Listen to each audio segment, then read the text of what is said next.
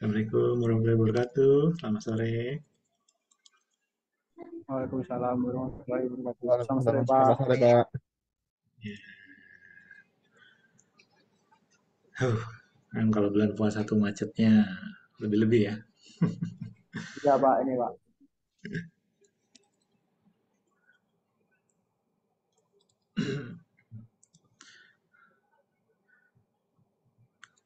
Udah pada sampai rumah? Coba on cam dulu. Masih di Transjakarta sih, Pak, ini, Pak. Oh, oke. Dari rumah. Ya. Abi, Saida, Iya Pak, hadir Pak. masih di kampus jangan-jangan. Iya, saya masih di kampus Pak. Lagi ngerjain kuisnya Pak Ibnu juga soalnya. Oke. Mohon maaf ya, jadi mesti ke kelas yang ini dulu ya, Saida. Iya Pak, nggak apa-apa Pak. Ya, digabung terus untuk minggu ini ya. Oke. Oke deh, berhubung waktunya juga sempit, jadi saya mulai aja. Mungkin tidak akan saya bahas semuanya ya, nanti bisa dibaca sendiri. Lagi saya siapin di learning ini, berikut dengan yang self learningnya untuk minggu depannya. Ya, jadi minggu depan nggak usah pertemuan di Zoom seperti ini, nanti langsung aja ngerjain di sana ya. Iya, Pak, setuju, Pak. Oke, saya share screen dulu ya.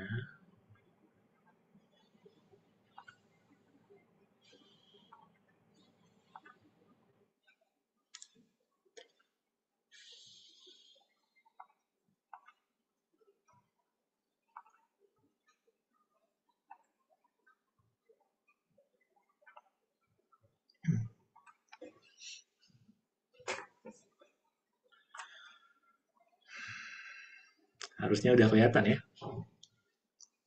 Sudah, Pak. Good. Kita masuk ke materi yang pertama. Kemarin kan baru intro ya. Ruang lingkup.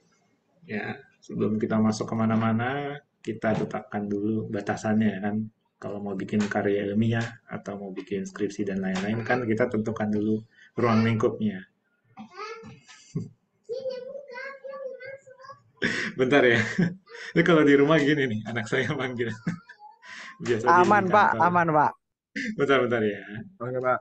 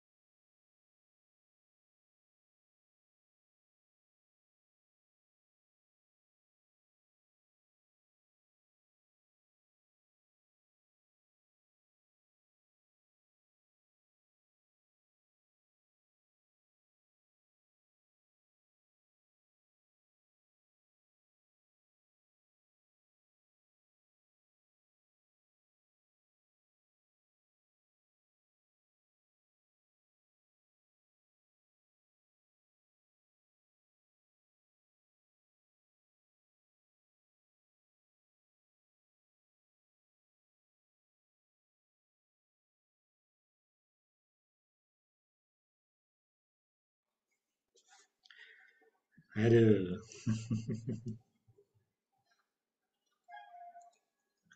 Maaf ya, soalnya saya biasanya kan masih di kampus tuh. Kalau bukan puasa. Nih. Oke.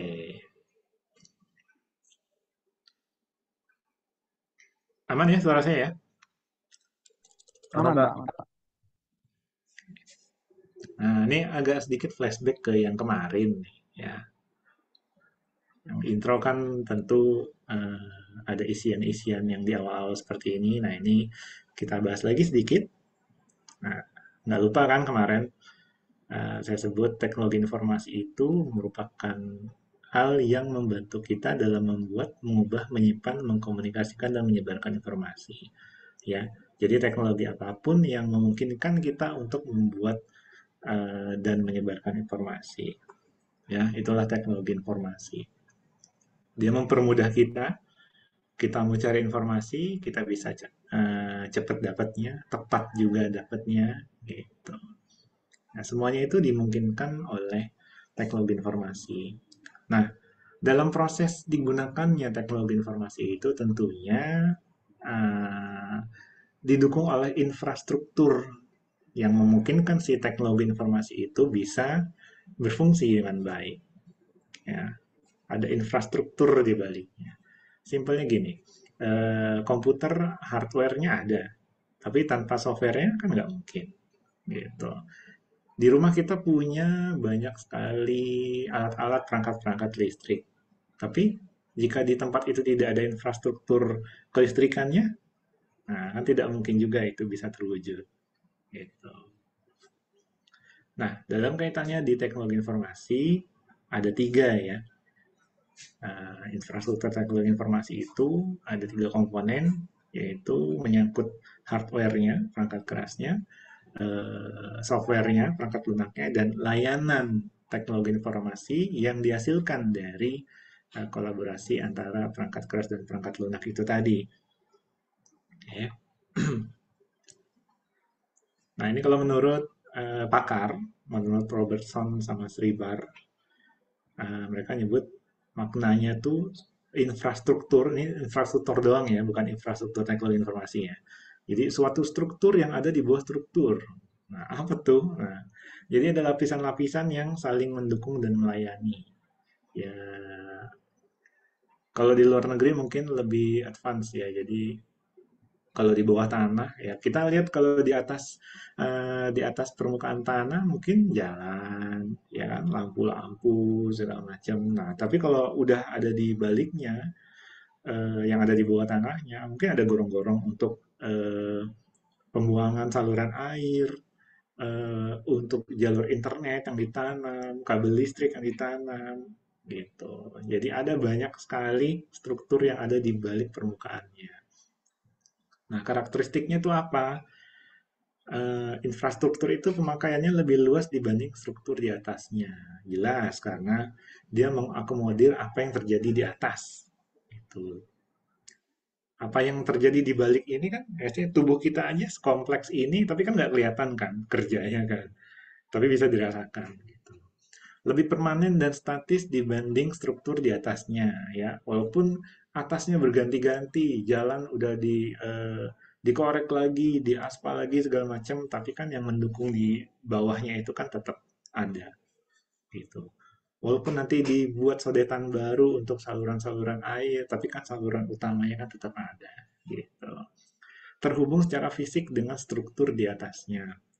Ya, namanya juga sebagai fondasi ya. Nah, terus dimiliki dan dikelola oleh pihak yang berbeda dari struktur yang didukungnya. Eh, Contohnya gini, sebuah infrastruktur Fiberstar, jaringannya Fiberstar. Nah, itu kan yang memakai jaringan dia dan bisa dijual lagi ke konsumen, itu kan ada banyak. Ada CBN, ada siapa lagi ya Fiberstar tuh ya. Ada Oksigen dan Moratel.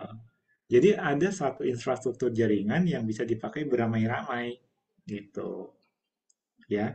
Jadi kalau Telkom kan ya infrastruktur jaringan Telkom sendiri untuk dia menyediakan layanannya sendiri. Tapi ada yang Fiberstar itu bisa beberapa ISP sekaligus tuh. Kalau nggak salah Transvision iya, XL Home iya, kayak gitu. Ya, jadi satu infrastruktur tapi bisa dipakai bareng-bareng. Bisa dipakai oleh pihak-pihak yang berbeda. Gitu.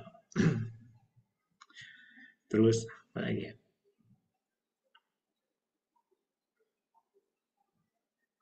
Nah, atau apartemen deh misalnya. Apartemen kan mungkin buatan suatu developer ya. Mungkin sebut saja Agung Sedayu atau Agung Podomoro atau apalah itu ya yang terkenal ya. Nah, tapi kan ketika sudah eh, dioperasikan, nah pengelolaannya kan bukan dari sisi siapa yang membangun saja, Tapi bisa jadi ada eh, layanan keamanan nih, keamanan di daerah situ, ya kan? Itu biasanya oleh pihak lain. Terus yang pengelolaan sampahnya mungkin itu pihak lain lagi, gitu. Jadi ada berbagai macam struktur yang lain juga dibanding struktur yang awalnya membangun.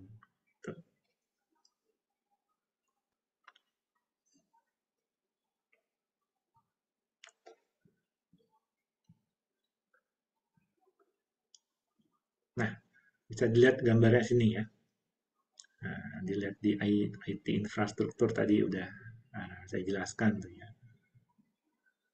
Hardware inilah yang kalau kita lihat di sisi hardware itu ada server, client, storage, network. Nah, dari sisi itulah yang memungkinkan si software itu bisa berjalan. Gitu. Begitu-begitu juga dengan yang lain. Bangunan, eh, nggak ada fondasinya, infrastruktur listriknya, pengelolaan airnya, salurannya, pembuangan segala macam.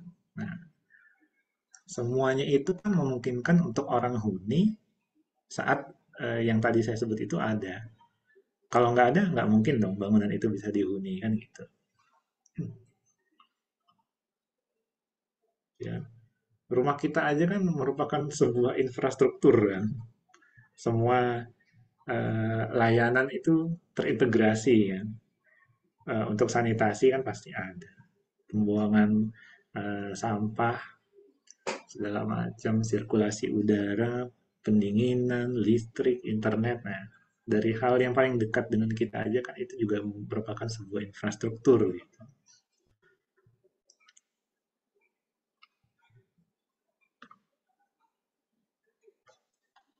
Nah, jadi infrastruktur teknologi informasi ini adalah penunjang utama sumber daya teknologi ya dalam proses penyebaran informasi. Ya, jadi ini dari beberapa pakar sama satu dari framework ya. Jadi infrastruktur teknologi informasi itu adalah fasilitas fisik, komponen, layanan, dan manajemen teknologi informasi yang mendukung keseluruhan perusahaan. Ya, bisa dibayangkan lah nanti dari situ. Sumber dari teknologi yang menyediakan platform untuk aplikasi sistem informasi perusahaan atau organisasi, ya sebagai wadahnya. Atau menurut ITIL, infrastruktur teknologi informasi itu kombinasi sekumpulan hardware, software, jaringan, dan fasilitas untuk mengembangkan, menguji, memberikan, memantau, dan mengendalikan layanan teknologi informasi. Ingat, 3 komponen itu tadi ya, hardware, software, dan layanannya. Ya, semua itu dimungkinkan bisa tersampaikan baik ke klien maupun ke user, ya asal ketiga tadi itu ada.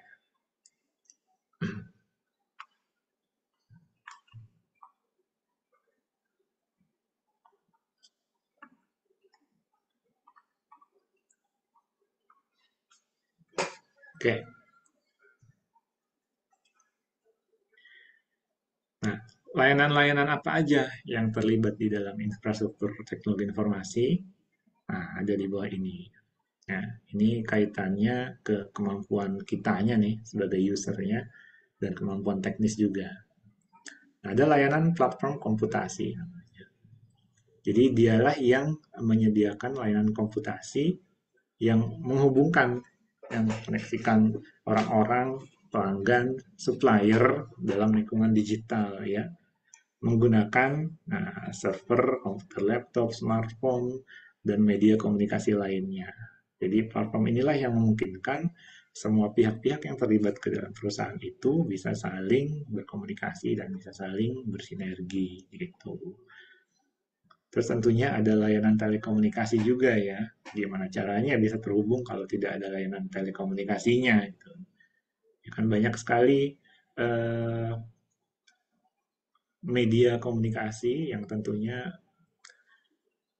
kita sebutnya multimedia ya, data, suara, gambar, segala macam. Nah itu kan yang memungkinkan untuk saling berkolaborasi. Terus pengelolaan data. Pengelolaan data itu juga penting kan. Organisasi atau perusahaan punya data yang sangat banyak, tapi tidak dikelola dengan baik, tidak bisa dianalisis dan tidak bisa ditarik gitu loh sebagai kesimpulan atau sebagai laporan yang ujung-ujungnya bisa untuk penunjang pengambilan keputusan. Nah, itu juga harus ada. Pengelolaan datanya juga harus ada dan berjalan dengan baik. Terus layanan perangkat lunak aplikasi ini yang lebih menyeluruh ya, kayak ke arah enterprise ya. Mungkin pernah dengar enterprise resource planning, ya, customer relationship management, supply chain management, knowledge management. Nah, itu kalau udah ranahnya perusahaan-perusahaan yang skala besar, menengah ke atas lah ya, nah, itu biasanya ditunjang oleh sistem-sistem seperti ini. Ya. Beda unit bisnisnya bisa beda sistem yang dipakai. Layanan manajemen fasilitas fisik. Ya, tentunya fasilitas fisik kan perlu dikelola dengan baik. Perlu dirawat, ya nggak sih? Nah, perangkat-perangkat kita punya udah investasi mahal-mahal, tapi kalau nggak dirawat kan ya cepat rusak. Dan akhirnya nanti akan mengganggu proses bisnis. Ujung-ujungnya seperti itu.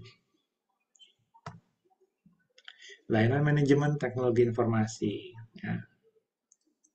Nah, juga memanage segala yang sesuatu berbau teknologi informasi ya. Dan juga proyek-proyek pengadaan atau investasi teknologi informasi. Nah, itu juga harus ada unit, harus ada pihak yang mengelola itu dengan baik. Ya.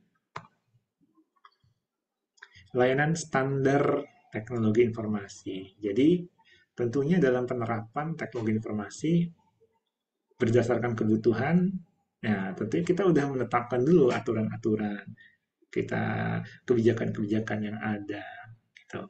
Untuk apa nanti perangkat ini digunakan? Untuk apa nanti software ini digunakan?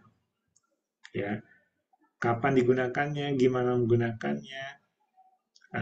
Nanti unit bisnis ini, divisi ini pakai apa?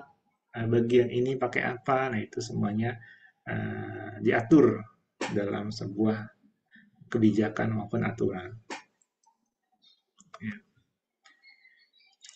Ada pula layanan pendidikan teknologi informasi. Nah, ini untuk pengembangan SDM-nya ya.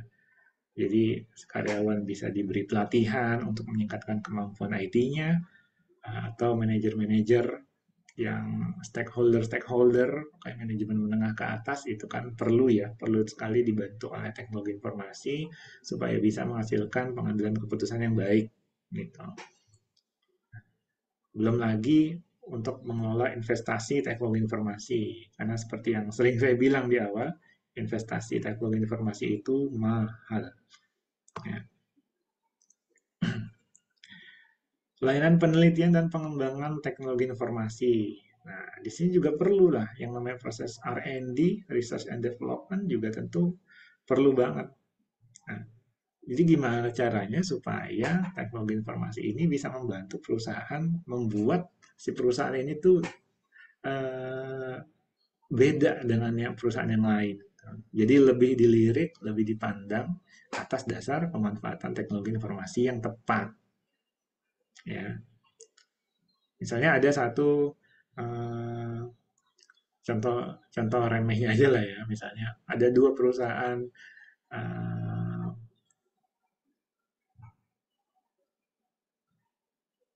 pembuat animasi atau video lah. Nah, perusahaan A itu makainya Radeon ya, Fire Pro misalnya, yang satu lagi pakai Quadro Nvidia. Nah, nanti kan bisa aja karena pakai Quadro jadi kami hasilnya bisa lebih baik, bla bla bla segala macam. Jadi dimanfaatkan juga itu teknologi informasi supaya perusahaan bisa terlihat beda dengan yang lain, punya nilai tambah sendiri ya, karena diferensiasi itu penting. Kalau kita sama aja sama orang lain ya emang bakal dilirik gitu. Kita harus punya satu pembeda gitu, yang dibantu oleh teknologi informasi. Nah, evolusinya udah terlihat, sangat-sangat terlihat. Ya, evolusi-evolusi di teknologi informasi itu udah benar-benar kelihatan bedanya sekarang. Nah, kaitannya yang paling mendasar adalah hukum Moore dan gaya microprocessing. Ya, Gordon Moore itu bilang bahwa kecepatan perhitungan mikroprosesor mengikuti rumusan yang eksponensial. Jadi, daya komputasinya itu akan terus meningkat berlipat ganda sambil terjadi juga penurunan harga perangkat komputasinya. Ya, simpelnya prosesornya semakin murah, tapi daya komputasinya semakin cepat. Ya, sebanding juga dengan ukuran. Nah, kalau dulu kan prosesor gede-gede, ya satu transistor bisa gede banget. Nah, kalau sekarang kan kecil-kecil. Prosesor cuma sekeping 3 kali 3 senti ya, atau 4 kali 4 senti.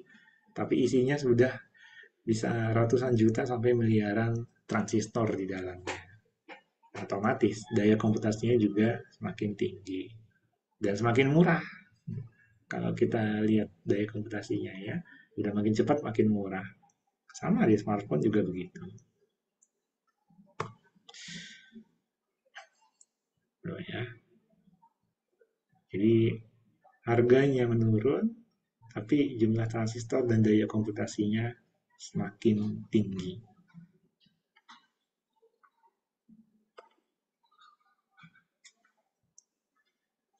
Nah, ada juga hukum penyimpanan digital massal.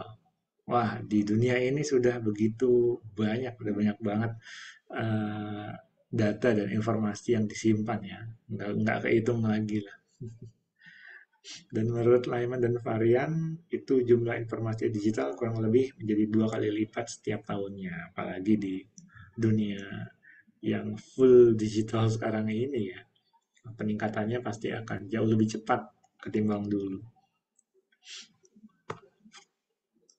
Hukum Metcalfe dan ekonomi jaringan. Nah, di sini dia bilang nilai suatu jaringan telekomunikasi itu dia proporsional akan sejalan dengan kuadrat jumlah pengguna yang terhubung dari sistem.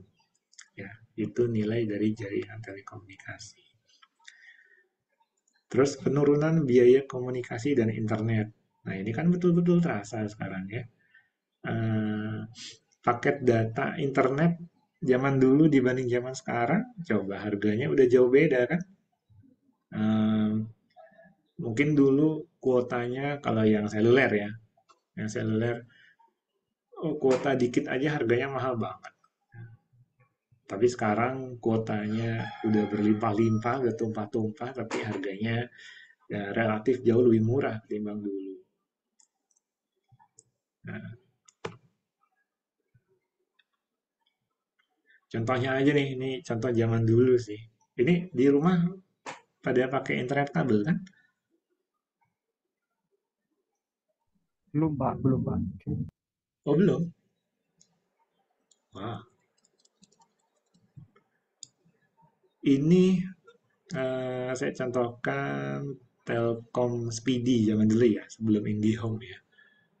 Nah, bayangkan nih, kecepatannya ya, yang kalau sekarang itu udah nggak relevan lagi ya. Mau streaming itu pasti udah buffering terus itu. Tapi ya itu, kita lihat yang paket yang berbasis ini ya, bukan jam-jamnya ya, tapi yang itu yang agak unlimited itu tuh. 1 Mbps 645.000. Sekarang 645.000 udah dapat berapa coba? Kalau My Republic harga segitu udah dapat 500 Mbps sekarang. Nah, terus sekarang 1 Mbps udah nggak ada lagi ya. Paling kecil 20 lah, 20, 30, 50. 100 Mbps aja itu rata-rata penyedia internet memberikan harga sudah under 400.000 kan sekarang. Kisaran 375 seperti itu. Jadi bayangkan saja. udah semakin cepat sekarang dan semakin murah juga. Ya, terima kasih berkat infrastruktur yang semakin berkembang gitu. Dulu ini mahal, internet masih jadi barang mahal karena kan media konektivitasnya masih pakai kabel tembaga yang zaman dulu, di mana itu tidak sanggup untuk di eh, dihajar dengan kecepatan yang tinggi, itu nggak bisa tuh kalau yang tembaga. Kalau sekarang rata-rata sudah fiber optik semua, ya itu udah cepet banget dan murah.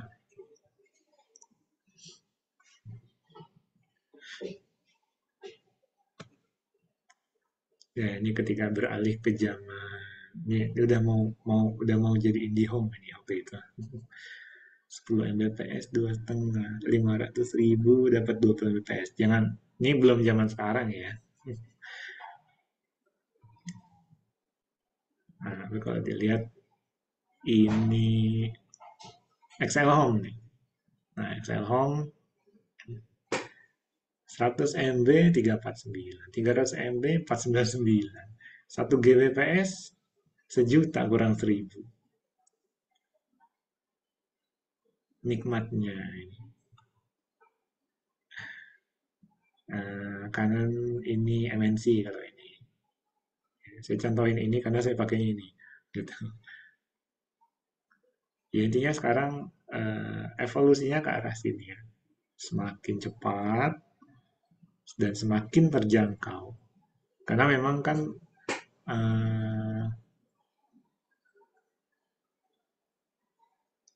pengembangannya tuh ke arah 3 dasar nih kalau masih ingat yang di mata kuliah PTIK saya. Miniaturisasi semakin kecil, speed semakin cepat, sama affordability semakin terjangkau. Gitu.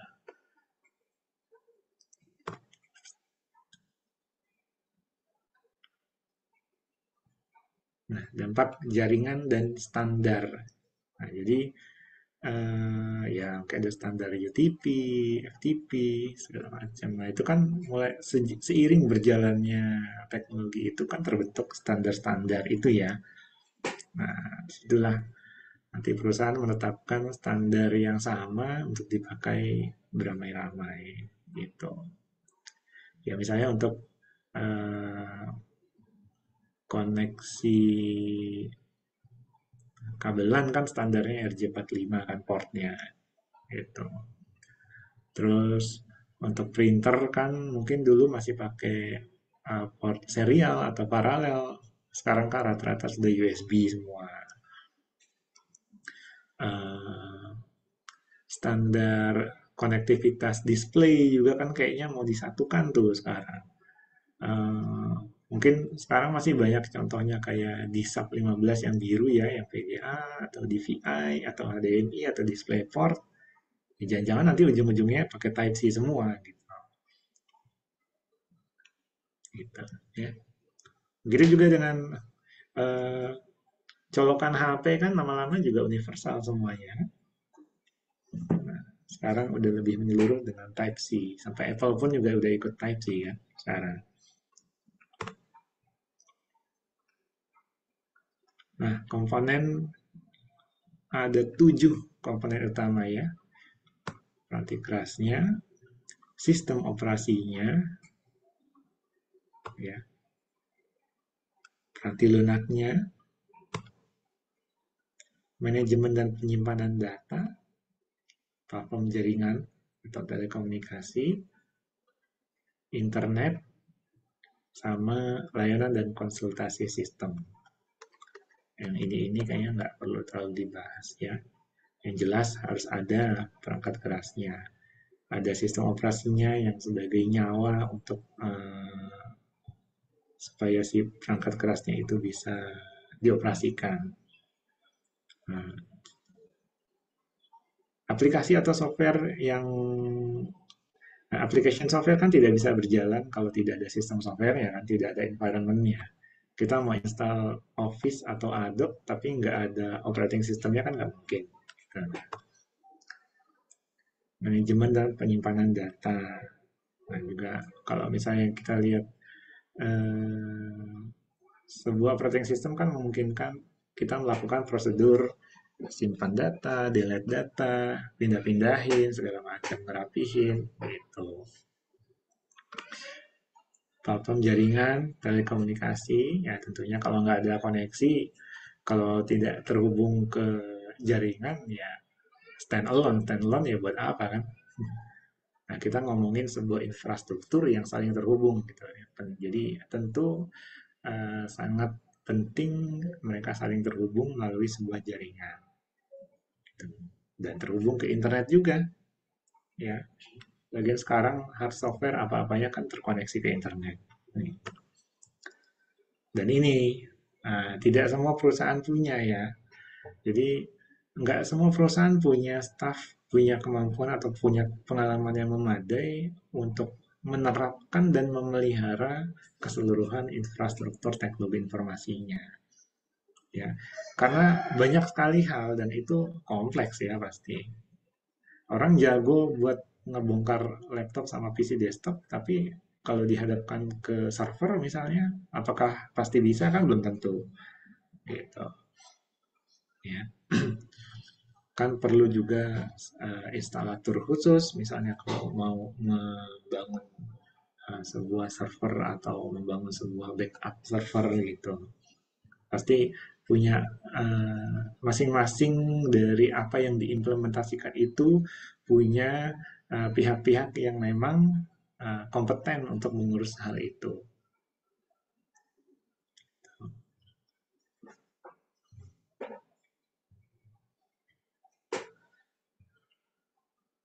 Nah, bisa juga pakai perusahaan konsultan. Jadi tidak semuanya harus dimiliki oleh sebuah perusahaan gitu.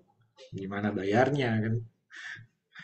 Kan soalnya segala yang berbau IT itu lumayan mahal lah harganya ya. Jadi terkadang ya kalau perusahaan besar aja kadang printer aja nggak semuanya dimiliki sendiri ya, tapi ada manage printing. Jadi kita tinggal ya sewa kan jatuhnya. Sewa nanti dihitung per apalah penggunaannya gitu. Tapi ya intinya apa yang diimplementasikan itu udah ready dan tanpa perlu semuanya harus dihandle oleh perusahaan itu. Jadi bisa pakai perusahaan lain yang lebih ahli di bidangnya.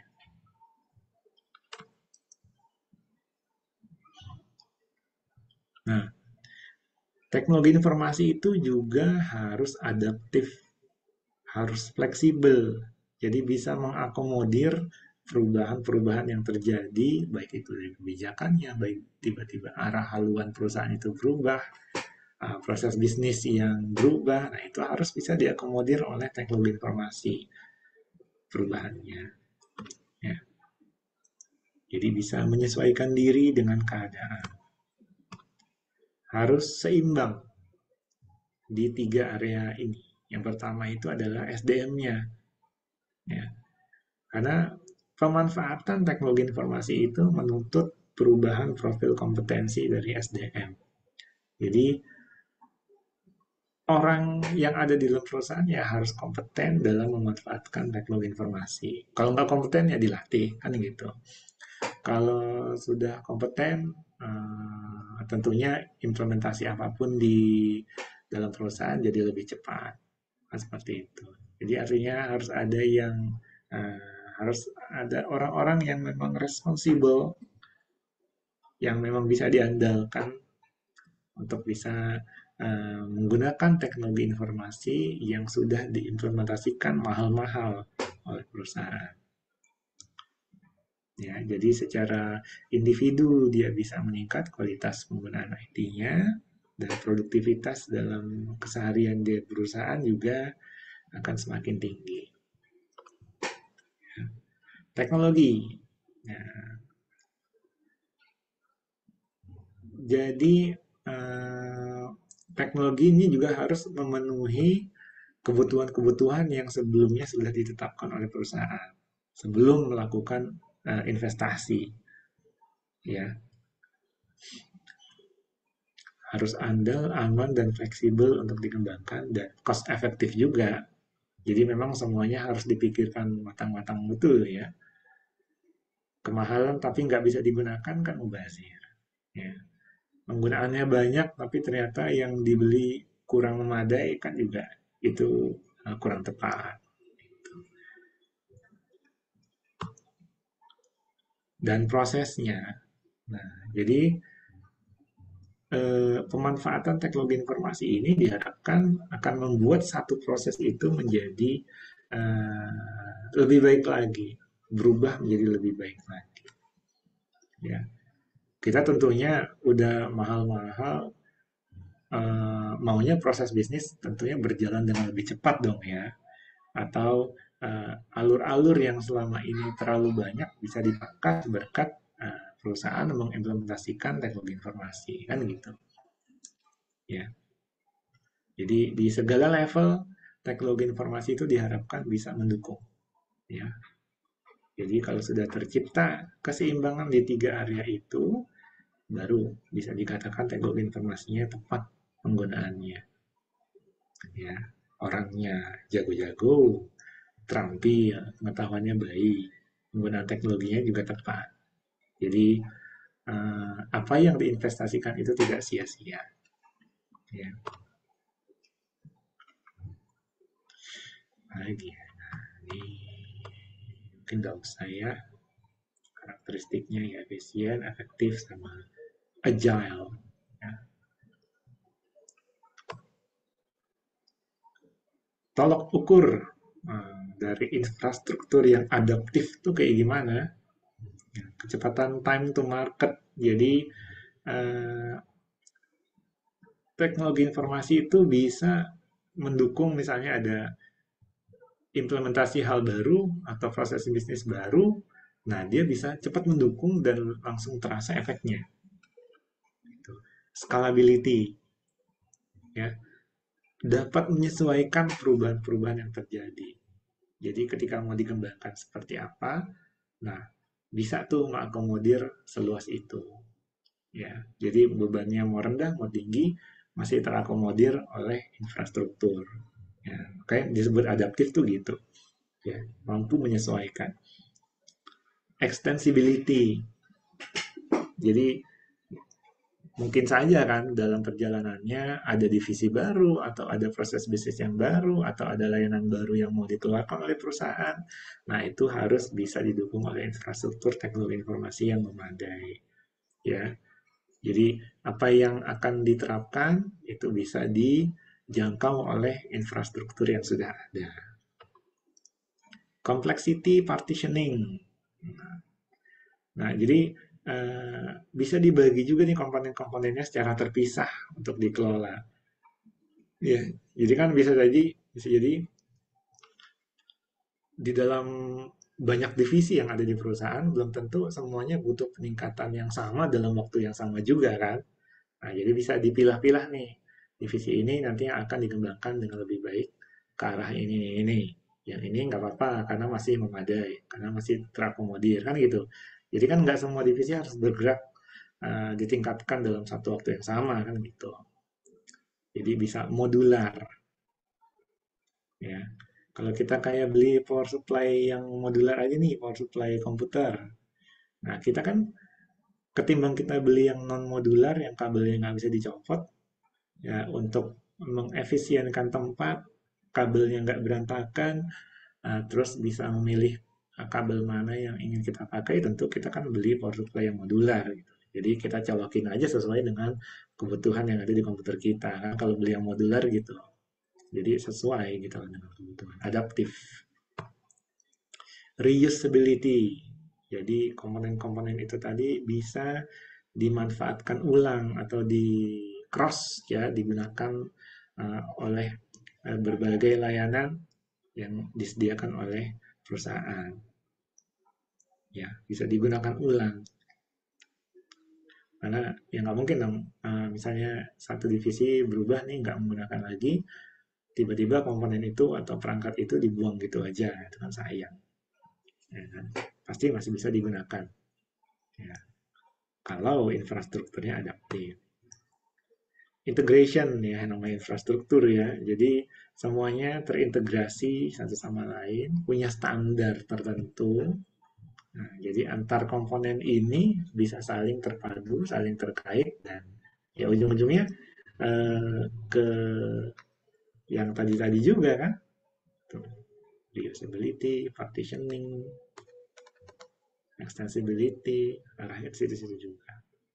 Sama presentation, jadi menyediakan interface yang beragam bagi pengguna, disesuaikan, ya kan, tidak beda bagian, beda software, interface-nya kan nggak mungkin sama kan gitu. Logika gampangnya gitu. Jadi adaptif mengikuti kebutuhan siapa yang menggunakan layanan tersebut. Itu ya.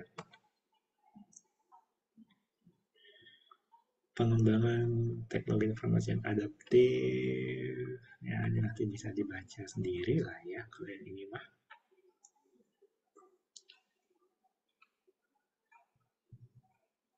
Menetapkan standar prosedur, ya ada SOP-nya, menjamin interoperabilitas, memaksimalkan penggunaan ulang. Ya, ini tadi kok. Nah, tren saat ini, kering juga ya.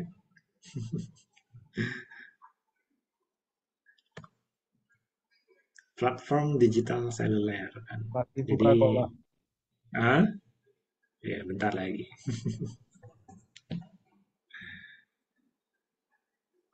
Nggak sampai 10 menit lagi bukanya. Nah, kita mau udahan ya sebentar lagi. Oke, jadi kan perangkat-perangkat yang kita gunakan kan trennya semakin mengecil ya, semakin mobile. Ya, kalau dulu mungkin masih di PC atau laptopnya masih yang gede-gede. Kalau sekarang kan semuanya udah dibikin kecil, tipis, gampang dibawa kemana-mana. Gitu. Form faktornya yang kecil-kecil. Ya, trennya kan seperti itu sekarang. Grid computing, nah, supaya bisa di modular ya jatuhnya ya, virtualisasi. Jadi tidak perlu perusahaan atau kita tuh punya hardware-nya untuk bisa mendapatkan kekuatan komputasi yang kita harapkan gitu. Jadi kita software as a service yang model-model seperti itulah. Jadi tidak harus kita punya fisiknya, tapi kita bisa memanfaatkan layanannya ya, sesuai dengan yang dibutuhkan. Nah, itu juga karena berkat cloud computing gitu. Ya, kita nggak punya perangkat storage-nya kan, tapi kita bisa nyimpen secara virtual di cloud gitu.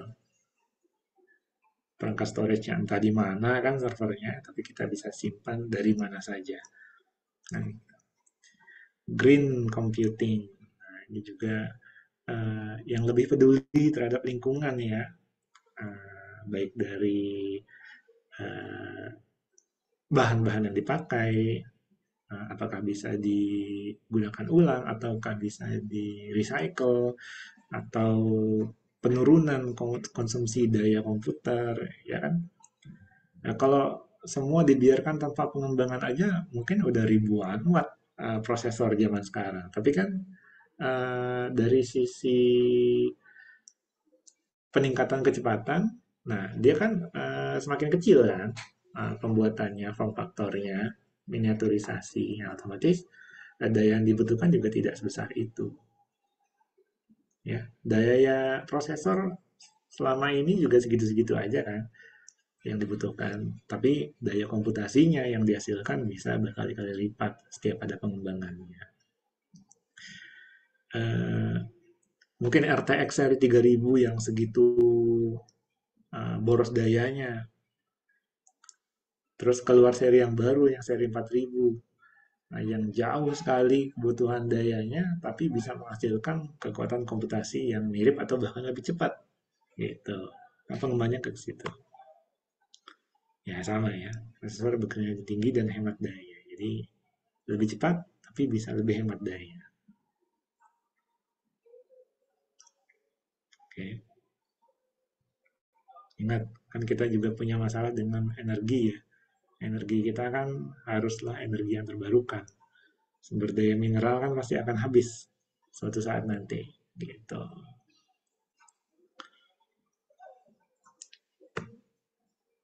Oke, itu dulu ya untuk hari ini. Nanti akan saya taruh di learning, sekaligus saya sounding untuk yang self learningnya untuk minggu depan. Oke. Siapa? Absensi aman ya, Pak? Hmm? Absensi aman ya, Pak? Absensi? Udah di absen ya, Pak, tadi, Pak? Belum. Ini mau saya absen, tapi nggak usah saya panggil karena orangnya dikit. Udah kelihatan, Pak. Kelihatan semua soalnya.